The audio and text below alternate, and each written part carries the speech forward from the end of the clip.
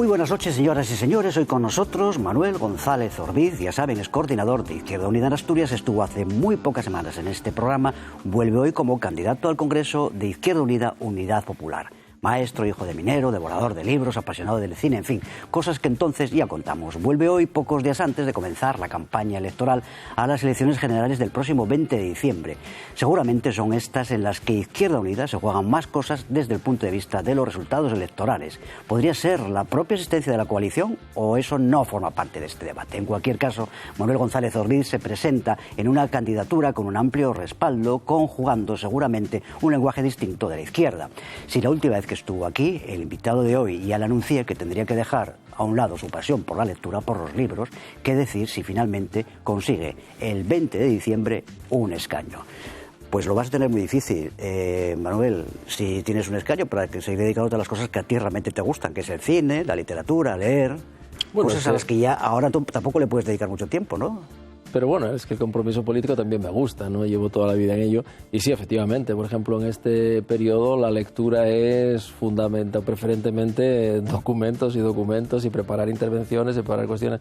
Pero bueno, yo creo que eso también te obliga a releer cosas, a rebuscar, a recordar citas, a recordar cuestiones. Yo creo que eso está también bien, ¿no? Bueno, he dicho Manuel González Orbiz porque el segundo apellido existe, si no tu madre se cabrearía mucho, ¿no? Pues esto es lo que nos pasa, el primero, lo que nos pasa a los que tenemos apellidos sonoros, ¿no? Sí, hombre, mi madre siempre dice con esto de que aparece por ahí Manuel Orbiz, que yo también tengo padre, ¿no? Esa reivindicación que yo comparto porque, como ya comenté en otros momentos, el haber perdido a mi padre pronto pues me hace tener como una vinculación especial, ¿no? Bueno, dice un amigo tuyo, muy amigo, Gaspar Llamazares, emulando a los clásicos, que ahora él, que tiene ya una determinada experiencia, es el momento de apostar por lo importante. No sé si es tu caso, si tú ahora apuestas por lo importante y eso significa que te presentas o has decidido presentarte a las elecciones generales. Bueno, yo me presento a las elecciones generales tras un proceso que es un proceso de primarias en la organización con unos resultados yo creo que buenos, ¿no? Extraordinarios se podría decir, de refrendo, y sobre todo porque en Izquierda Unida, Unidad Popular, lo que hacemos es lo que decimos, ¿no? En este caso hemos decidido hacer las cosas con primarias, no alterar con el dedo las listas, y por tanto yo estoy muy satisfecho de esos procesos y sobre todo por todo el planteamiento programático, ¿no? Que es la famosa mochila de las diferentes movilizaciones en las que participamos y propuestas. Por tanto, yo creo que lo importante en estos momentos, y sí coincido con Gaspar en la apreciación de lo importante es, lo decía Olga Rodríguez el otro día, tratar de llenar las neveras de la gente, ¿no? Llenar las neveras de la gente de alimentos, llenar las neveras de la gente de ilusión de cambio, ¿no? Por cierto, ¿resultado de qué es en este momento Izquierda Unida, Unidad Popular? ¿De dónde surge? ¿Quiénes están ahí? Bueno, nosotros somos partidarios de una confluencia muchísimo más amplia, ¿no? Otras y nítidamente de izquierda, ¿no? Nunca, yo creo que al electorado hay que tenerle respeto, a los ciudadanos hay que tener respeto y salir con un mensaje claro y nítido de izquierdas, tanto en las políticas como en las alianzas, como en las propuestas, ¿no?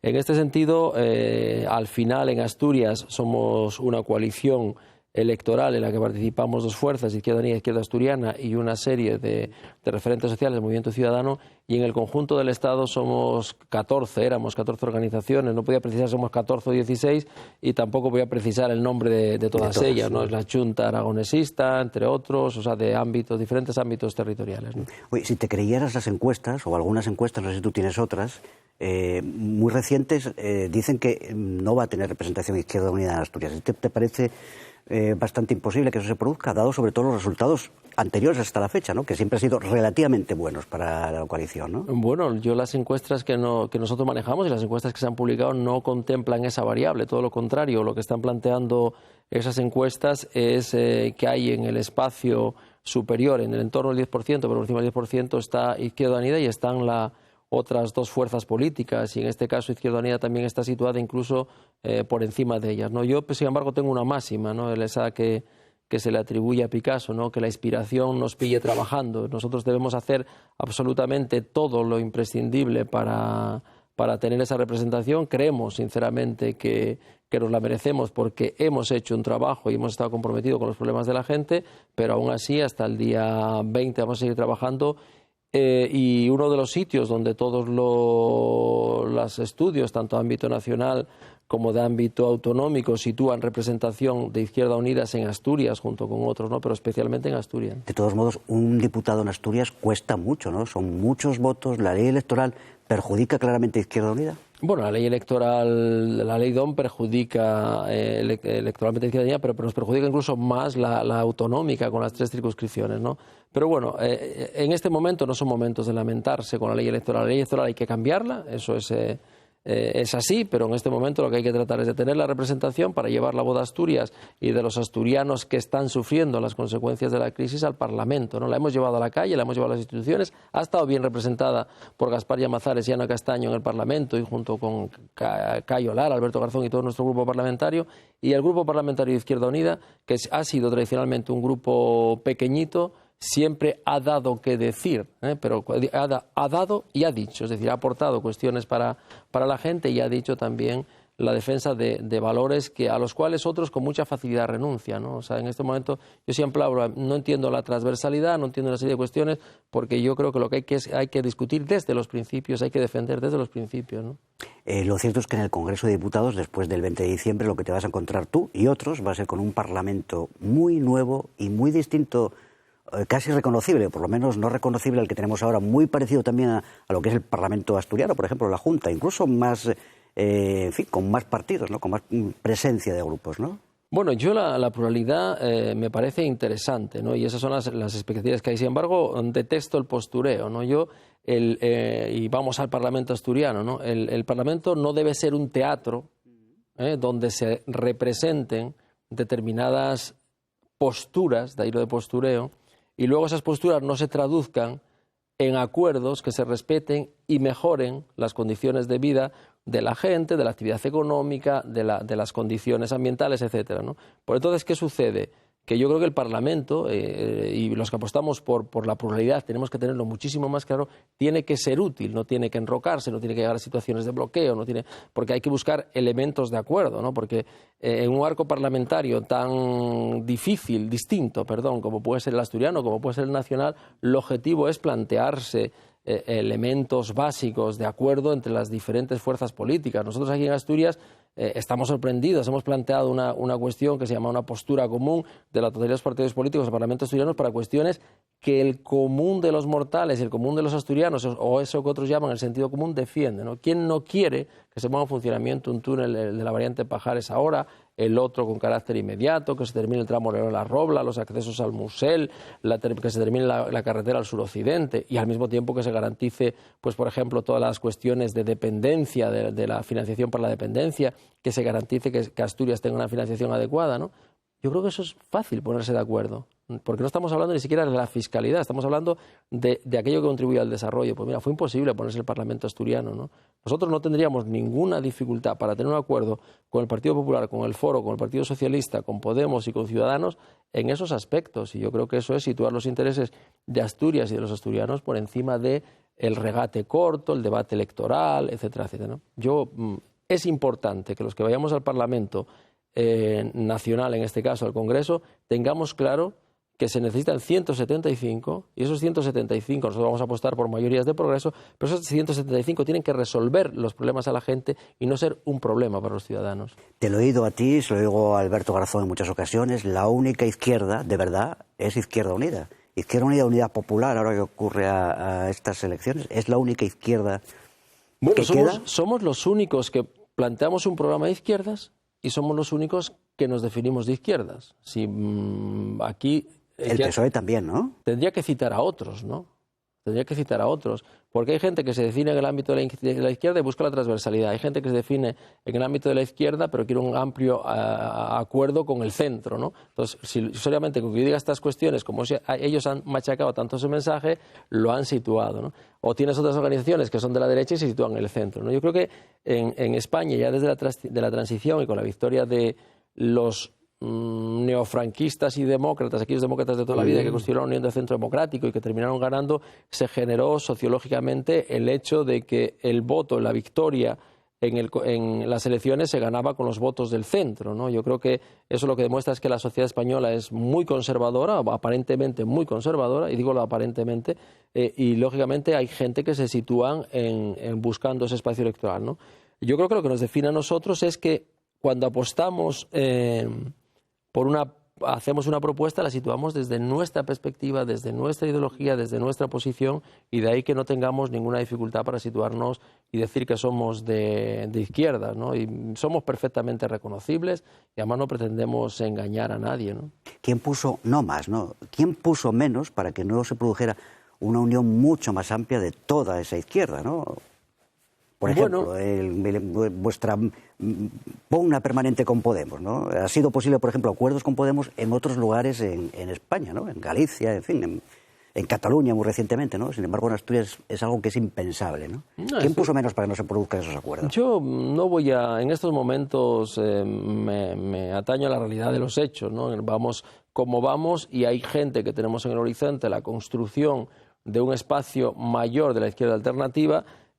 Pero para ello hay que ser conscientes. Es decir, la izquierda alternativa siempre se ha movido en unas intenciones de voto y en series históricas, ¿no? Que estaban en el 5% de intención de voto decidido y se incrementaban en las elecciones y nos llegamos a situar en el 14, el 15, en unas situaciones muy excepcionales. Hay gente que apuesta porque ese espacio tiene que crecer y para crecer tiene que morder de las posiciones socialdemócratas, socialliberales, ¿no? Yo no he hecho mi trayectoria vital para esto, ¿no? Entonces, yo estaría dispuesto a hacer un espacio de esas características, sin ninguna duda, defendiendo mis propias posiciones, y además entiendo que ese espacio es necesario. Lo que pasa es que ese espacio solamente es posible construirlo con la generosidad. Y de ahí Alberto Garzón planteaba una cuestión que alguien trata de utilizar ahora, ¿no? Para la generosidad no son importantes las siglas, para la generosidad son importantes las ideas, ¿no? Pero en nuestra propia definición, en el concepto de izquierda, en el concepto de unidad, es sobre el que se puede construir la izquierda alternativa, ampliar sus propios espacios, ¿no? Pero va a ser difícil, ¿no? Yo creo que en este periodo se demostró que era difícil y sobre todo porque la base programática tiene que ser lo que estamos diciendo todos cada día, que son los problemas de la gente, ¿no? Efectivamente, son importantes las ideas. Alberto Garzón dice, sin embargo, Izquierda Unida es un instrumento mucho más útil que Podemos, por ejemplo. ¿Por qué es un instrumento más útil? Bueno, porque mira, nosotros tenemos una experiencia contrastada, ¿no? Cuando vamos a entender el proceso electoral como un proceso de mercado, que en cierto modo también lo es, ¿no? Son unos productos que se exponen, que se publicitan para que alguien los adquiera, ¿no? Esa es la mercadotecnia hacia la que ha evolucionado en estos momentos la política, ¿no? Yo soy más partidario del debate de ideas, ¿no? En ese aspecto soy más, no voy a decir decimonónico, del siglo pasado en este sentido, porque es mucho más fácil acordar sobre las ideas que acordar sobre mensajes modelo tweet, ¿no? Hoy se construyen ensayos en 140 caracteres, ¿no? Yo creo que ahí la importancia por la utilidad viene de nuestra mochila, ¿no? A nosotros nos han tratado de denostar con la mochila, con la tradición, ¿no? Y yo siempre digo que cuando nos definieron así, automáticamente a mí y a muchos de gente de izquierda nos elevaron la autoestima, ¿no? Porque nosotros nos sentimos herederos culturales de la Revolución Francesa, que introdujo los valores de libertad, igualdad, fraternidad, de la propia Revolución Soviética, que acentuó las cuestiones de igualdad, de las derivadas internacionales de la Segunda Guerra Mundial, Sociedad de Naciones, etcétera, la necesidad de la concordia en el ámbito internacional, los valores del 68, los valores más del ámbito de los derechos ciudadanos, y eso ha hecho que culturalmente construyeran mi pensamiento, ¿no? Y ese pensamiento está enraizado en las luchas que dieron lugar a esas victorias, a esos avances, más avances que victorias, y por tanto orgullosos de la mochila. Tenemos que estar orgullosos de los que lucharon contra el artículo 135 o los que lucharon en la guerra civil, los que lucharon en la transición. Por tanto, es de ahí que nosotros somos útiles porque no hay nada que experimentar. Nosotros en este aspecto ya tenemos los ensayos practicados y los hemos planteado, lo que pasa es que no teníamos la mayoría suficiente para llevarlos a la práctica, ¿no? Bueno, como pregunto estos días últimamente a los candidatos a estas elecciones generales del 20 de diciembre, dime 4 o 5 cosas que son irrenunciables, que tú vas a llevar al Congreso de Diputados y que tengan relación con Asturias, claro, como diputado por Asturias. Bueno, la primera, ¿no? Siempre hay que plantearla de 3 elementos, ¿no? Regeneración democrática, condiciones de vida de la gente y desarrollo de Asturias, ¿no? Creo que son las 3 cuestiones. Pero voy a empezar por una cuestión. Para nosotros el plan de rescate social es evidente, ¿no?, que hay que abordarlo. No podemos plantearnos que se siga entendiendo el crecimiento económico sin tener una correlación directa con el bienestar de la gente. Es decir, no se puede hablar de crecimiento y al mismo tiempo que se están dando situaciones de empobrecimiento. De ahí el rescate social, que es la legitimación constitucional también de los derechos sociales que hoy no están reconocidos en la Constitución. Segundo lugar, nosotros somos se hablaba antes de la reforma electoral, ¿no? Nosotros somos partidarios de mecanismos de regeneración democrática, que nosotros llamábamos en otro momento profundización democrática. Si esos eran necesarios, si lo decíamos hace 10 o 15 años, ahora, con los fenómenos que se han dado de corrupción, lo son muchísimo más. Tiene que haber mucha más transparencia. La vida pública tiene que ser una auténtica caja de cristal, pero sin caer en los estrambotes que puedan suponer a veces medidas que no tienen nada que ver con la dignidad de la política y con la dignidad de los ciudadanos, ¿no? Por tanto, a veces yo creo que hay medidas que no tienen ningún sentido, que pueden ser electoralmente interesantes, pero no lo son. Y después hay un tercer elemento de esas 4 o 5 cosas que es importante, que es la posición común que el conjunto de los partidos políticos de Asturias y los diputados asturianos tienen que mantener en Madrid. A mí me gustaría que en el futuro no pasara como les pasaba a los partidos mayoritarios, en este caso el Partido Socialista y el Partido Popular, que cuando cruzaban pajares es como si les diese un aire y empezaban a defender otras posturas de las que verbalizaban aquí, ¿no? Prefiero en relación a los intereses de Asturias.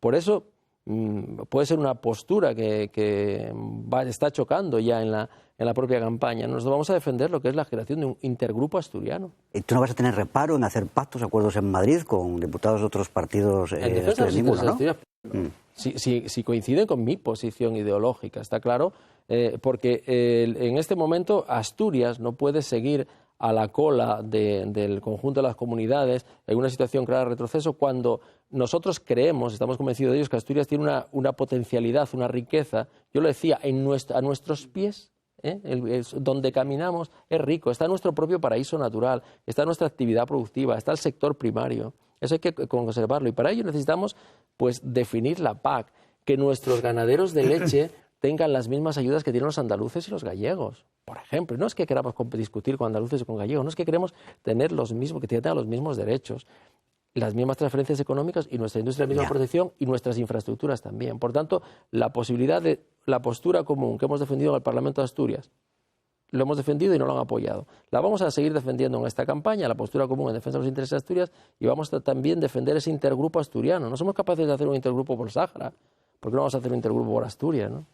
Una cosa es la renta básica, que algunos proponen, y otra cosa es esa propuesta de Izquierda Unida, que es el trabajo garantizado, ¿no?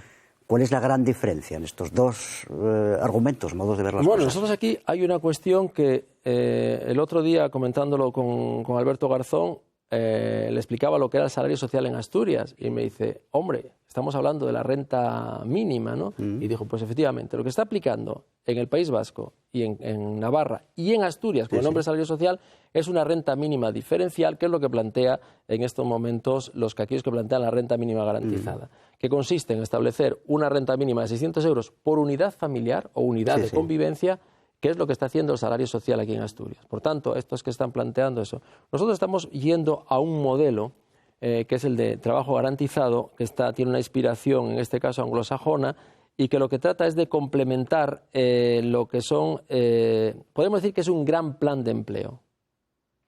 Destinar un porcentaje, el 1% del PIB, para un gran plan de empleo en el conjunto del Estado, afectando a 1 millón de trabajadores, a 1 millón de ciudadanos, que entendemos que eso de forma indirecta induce en la economía otra serie de recursos y la idea de trabajo garantizado es ese, ¿no? Porque lógicamente el trabajo garantizado no se puede sostener nominalmente solo para ese millón de personas, sino tiene que circular y aquí se trata de luego ir incorporando, a medida que vas planteando reactivación económica, incorporando a los ciudadanos, incorporando a esos trabajadores a la actividad económica ordinaria. Y sigo concretando, un salario máximo, es decir, que hay un límite para que, en fin, que vosotros establecéis un límite para que no se gane más, en fin, claro. y lamento ir a lo práctico, ¿no? Pero esto interesa. Claro, sí, está muy bien. Además, mira, aquí en Asturias tenemos un ejemplo práctico. Una empresa en crisis, participada por los bancos. No es normal que cuando esa empresa ha generado deudas a muchos pequeños acreedores, cuando esa empresa ha generado deudas a algunos de las entidades financieras, que por cierto terminamos pagando el conjunto de los ciudadanos, el administrador que planteó que los políticos, si no llegamos a acuerdos económicos, tuviésemos que salir de Asturias, perciba un salario astronómico. Estás refiriéndote a una persona en concreto y a una empresa en concreto, ¿no? Presidente de la FADE. De la FADE, ¿no? Pues 600.000 euros creo que son. Pues mira, a mí me parece... Bueno, 300.000 más bonos, ¿no? Me parece vergonzoso. ¿Por qué? Porque ya nos olvidamos de la perspectiva social. Vamos a olvidarnos de la perspectiva social. Desde el punto de vista económico, se está detrayendo del reparto de beneficios de sus accionistas una parte importante por esa vía. Y por tanto, nosotros entendemos que sí, hay que limitar, hay que establecer el incremento del salario mínimo, que planteamos un incremento en torno a los 1.100 y pico euros, y al mismo tiempo establecer límites a las ganancias, a los salarios, no a las ganancias y a los salarios, a las ganancias de los accionistas y a los salarios de tal. No estamos diciendo que los accionistas no se lo puedan llevar, pero sí que lo inviertan en el conjunto de la actividad. Volviendo al asunto de la corrupción, que ya hemos mencionado, pero vuestras líneas rojas, las de Izquierda Unida, Unidad Popular en este caso, ¿dónde están las líneas rojas? Todos los partidos las sitúan en algún momento del proceso judicial, pero en vuestro caso, ¿hasta dónde sois exigentes? Bueno, ya sabéis que han cambiado la normativa, ¿no? Nosotros definimos dos cuestiones. Una, ¿cuál es el concepto de corrupción? Hay que definir perfectamente cuándo se trata de la corrupción y cuándo se trata de simplemente una disfunción administrativa, que la pueda haber en un determinado momento, pero sí, yo creo que hay que empezar por una cuestión de ejemplaridad a situarlo en el momento que se abre el procesamiento, el juicio oral, ¿no? Yo creo que ya debe ser incuestionable para ninguna formación política ya, ¿no? Bueno, vas a entrar en una campaña que no sé si va a ser muy distinta a otras campañas en las que tú has participado. Quiero decir, ¿está cambiando el modelo de hacer política en los últimos tiempos? Bueno, ¿O tú vas a hacer las campañas de siempre? No, bueno, lógicamente es inevitable que cambie. Bueno, para mí va a cambiar porque yo nunca he hecho una campaña como candidato más allá de unas municipales, ¿no? Yo creo que hay que utilizar todos los medios para acceder a todo el mundo, ¿no? Pero cuando a mí se me plantea la campaña, en estos momentos, cuando alguien organiza una campaña, al candidato lo suelen dejar fuera, ¿no? Yo cuando se organiza... No en todos los partidos, donde el candidato es muy exigente, no es tu caso. Yo me pliego a lo que deciden colectivamente. Tú eres un mandado. No exactamente, no es mi perfil tampoco, ¿no? Pero quiero decir que en este caso yo creo que hay personas en mi organización que tienen criterio político y criterio técnico para tratar de llegar mejor al conjunto. Pero yo creo que los medios que utilizamos, sean televisión, los actos tradicionales, las nuevas técnicas, no dejan de ser un medio. Lo importante es el sujeto que comunica y el sujeto que decide. Yo por ahí les digo, siempre digo lo mismo, no os olvidéis de que el cambio más importante que se produjo en España, que fue las movilizaciones que se produjeron en los años 60 en el franquismo, para mí fue un cambio cualitativo importante, se hacían con un papel que se dejaba en una taquilla. Por tanto, no olvidemos la comunicación interpersonal, lo que es la barra, lo que es poder mirar a la gente a los ojos, lo que es dialogar con el conjunto de los ciudadanos, ¿no? El que vas por la calle y te dice dale caña, o el que vas por la calle y te dice no te pases, pues también eso forma parte de la política. Bueno, tú estarías por un pacto de Estado contra la violencia machista, seguro, ¿no? Bueno, no solamente estoy a favor de ello, sino creo que además creo que tiene que tener el tratamiento de terrorismo, ¿no? Si se recuerda, cuando se hizo el pacto antiterrorista, se determinaron una serie de cuestiones respecto incluso a lo que era el tratamiento informativo del terrorismo, etcétera, etcétera, ¿no? Yo creo que es una cuestión que no podemos mirar para otro lado. Siempre digo lo mismo, aquí lo que más se venden son periódicos deportivos, ¿no? La gente se escandaliza por la lesión de Messi o por la lesión de otro, no me importa la zamarra que lleve, ¿no? La de Ronaldo. La que sea, ¿no? Entonces se escandalizan por eso y además se sostiene informativamente la lesión de aductores de no sé quién. Sin embargo, el asesinato de 3 mujeres hace 48 horas o hace 72 horas se termina extinguiendo. 85 mujeres asesinadas este año, ¿eh? Y no, es que hay más mujeres asesinadas por violencia machista, por terrorismo machista, que asesinatos cometidos por la propia ETA. Y lo que digo es así. O sea, y eso forma parte de la ideología del patriarcado, ¿no? Hay un libro precioso de Joyce Luz Salvadori donde habla de padre, patrón, padre eterno y explica sí. la transmisión ideológica de estos valores. Oye, Albert Rivera dice que hay que cambiarlo todo sin romper nada. No sé si tú piensas algo parecido o hay que romper cosas para cambiarlas. Por ejemplo, incluso la Constitución. Yo creo que la Constitución hay que cambiarla para incluir en ella... Pero no romperla. La Constitución hay que cambiarla, bueno, llámalo como quiera, o sea, tendrá el valor referencial en algunos casos de libro de consulta, lógicamente, pero si estamos hablando de una Constitución nueva, para nosotros pasa una Constitución que establezca un modelo de Estado de corte republicano, federal y solidario, no solamente en el aspecto de la jefatura de Estado, sino que cualquier ciudadano del punto de España que sea tenga los mismos derechos, que se incorporen los derechos sociales a la Constitución, y no sé si eso es romperla o no. Yo creo que el cambio, la ruptura más importante que va a hacer Ciudadanos es, curiosamente, cambiar los derechos de ciudadanía por las obligaciones de consumo, ¿no? Él dice, bueno, los servicios públicos, etcétera, los vamos a transformar en lo que transforma al ciudadano en consumidor, le da el concepto de consumidor, tú te pagas los servicios, ¿no? No. Nosotros entendemos que hay que garantizar los servicios públicos de carácter público que son generadores de derechos y ellos plantean que esos derechos, con la privatización de determinados servicios, los ciudadanos los tengan que pagar, ¿no? Los ciudadanos ya los pagan con los impuestos. ¿Cómo va a condicionar vuestra actuación en Asturias tras las elecciones del 20 de diciembre en función de los resultados que tenga Izquierda Unida? Quiero decir, ¿podrían cambiar mucho la situación en ese acuerdo que ahora existe con la FSA, en fin, con el gobierno en algunas cosas? ¿Podrías ir más allá? ¿Podrías llevar hasta participar en el gobierno o todo lo contrario? No, nosotros somos una organización seria. Y como somos una organización seria, porque respetamos mucho a los asturianos que nos han votado y a los que no, nosotros tenemos un pacto de investidura con el Partido Socialista. Vamos a exigir al Partido Socialista que cumpla el pacto de investidura, como le exigimos el cumplimiento de los presupuestos en el 2013 y no los cumplieron, nos fuimos. Vamos a exigir al Partido Socialista que cumpla el pacto de investidura y vamos a tratar de mantener la misma posición que tenemos. Creemos que sería irresponsable por el conjunto de las fuerzas políticas de Asturias el no garantizar una estabilidad institucional, la que sea. Hay otras mayorías que se pueden articular, las que sean, y provocar unas elecciones anticipadas. Yo creo que en el juego político ya hay bastantes elecciones cada 4 años y lo que hay que hacer es organizarse y comprometerse para que tras cada elección los ciudadanos vivan mejor, ¿no? Bueno, ya sé que me vas a decir que ninguna de las dos cosas que te diré a continuación, pero no te vas a escapar. Vamos a ver, en el caso de que tuvieses que elegir un segundo mandato del Partido Popular o el inicio de un mandato del PSOE, vamos, o Rajoy o Pedro Sánchez, quiero decir, ¿cuáles son vuestros límites también para una investidura, por ejemplo? ¿Qué prefieres de los dos nombres que te he dicho? Esa pregunta no es difícil. No sé si es difícil o no, pero es pertinente, venga. Sí, nosotros entendemos que nunca apoyaríamos una investidura de Mariano Rajoy, nunca.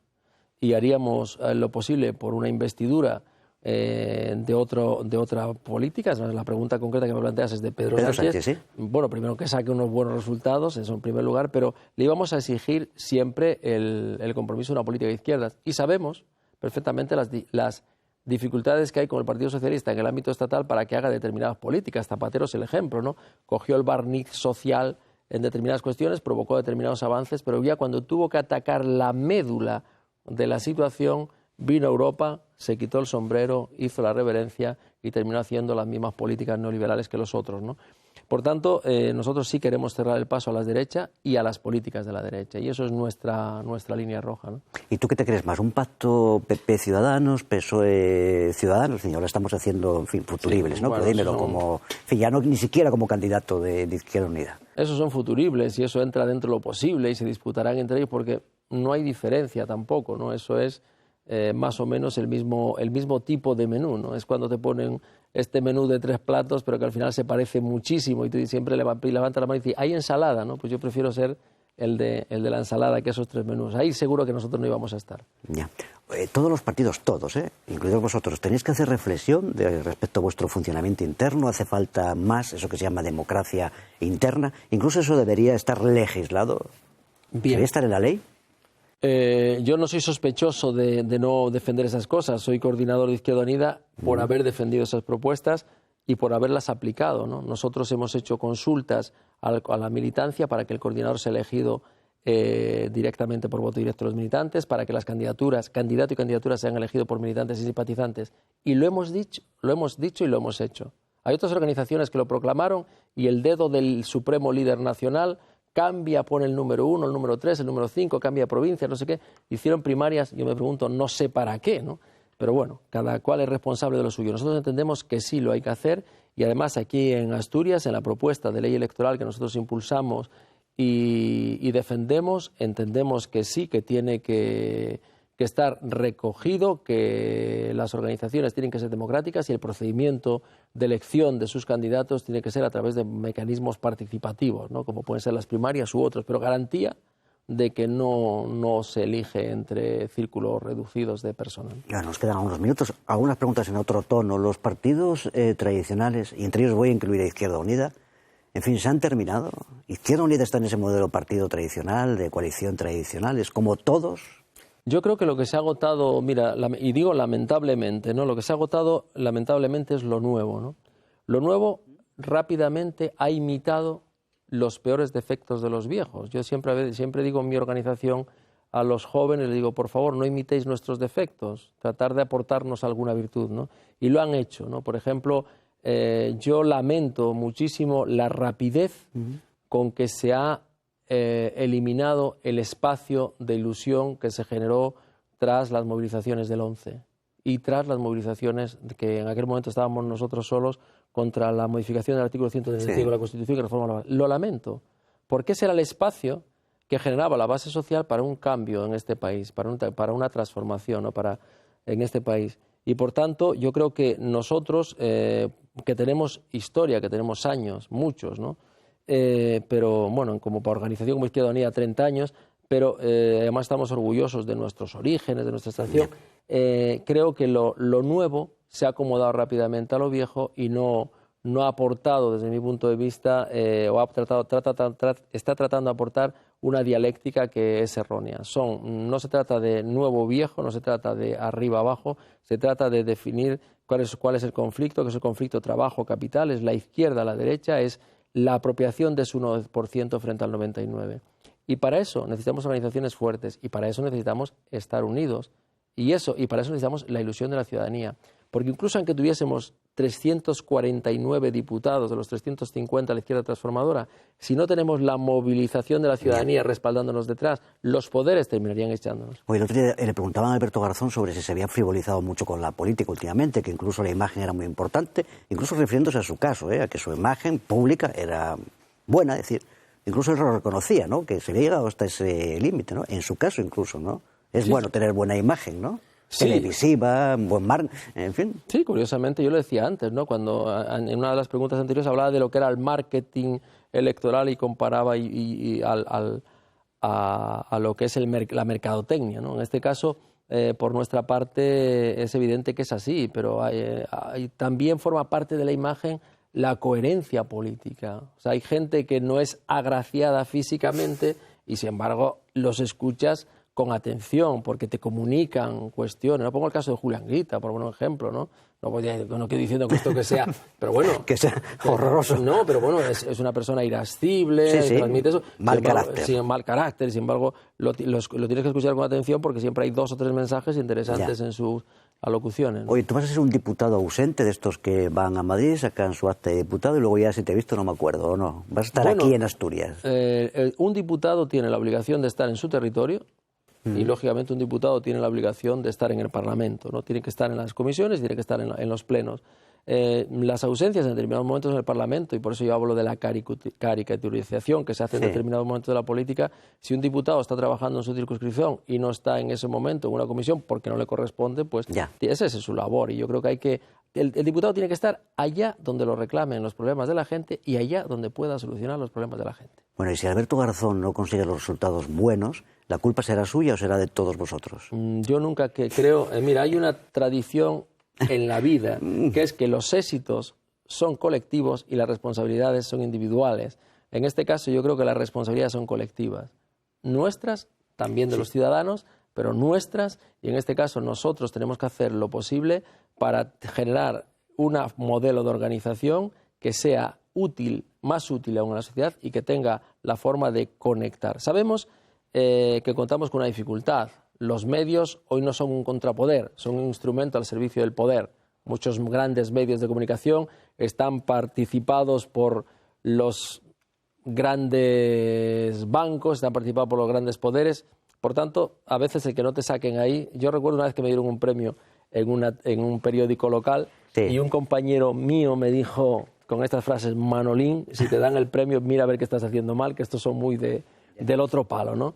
Por tanto, sí, es importante el que asumamos cada cual nuestras propias responsabilidades, porque del análisis de nuestros éxitos y de nuestros fracasos es como podemos transformarnos, ¿no? Sí, lo que pasa es que la izquierda, ya sabes tú, que, en fin, sois muy amigos de echaros las culpas enseguida, ¿eh? De dar los palos muchas veces, ¿no? Sois caínitas, en fin. Sí, eso es consustancial, claro, a la izquierda. Es el ADN, ¿no? Está ahí. Es consustancial a la izquierda, pero yo creo que ese problema se suscita a la siguiente, ¿no? A la derecha la unen los intereses y a nosotros nos pueden diferenciar los matices ideológicos. Ya.